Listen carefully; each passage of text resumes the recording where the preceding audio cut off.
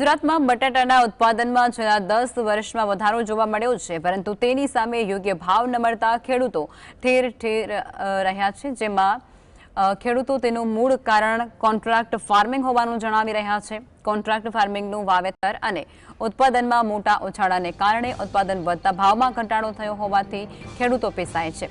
વિશ્વમાં બટાટાનું દર વર્ષે 38 કરોડ મેટ્રિક ટનથી વધુ ઉત્પાદન થાય છે। ભારત 6 કરોડ મેટ્રિક ટનના ઉત્પાદન સાથે ચીન પછી બીજા ક્રમે છે। ગયા વર્ષે ગુજરાતમાં 48 લાખ મેટ્રિક ટન ઉત્પાદન થયું। ખેડૂતોને યોગ્ય ભાવ ન મળતા હાલત કફોડી બની। ગયા વર્ષે 20 કિલો બટાટાના ખેડૂતને 230 થી 250 રૂપિયા સુધીનો જ ભાવ મળ્યા હતા અને આ વર્ષે ખેડૂતોને માત્ર 120 થી 140 રૂપિયા જેટલો જ ભાવ મળ્યો છે।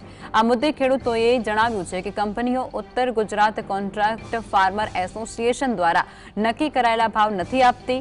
એસોસિએશન દ્વારા 20 કિલો બટાટાના 267 રૂપિયા ભાવ નક્કી કરવામાં આવ્યા હતા, પરંતુ કંપનીએ માત્ર 240 રૂપિયા ભાવ ચૂકવ્યા હતા।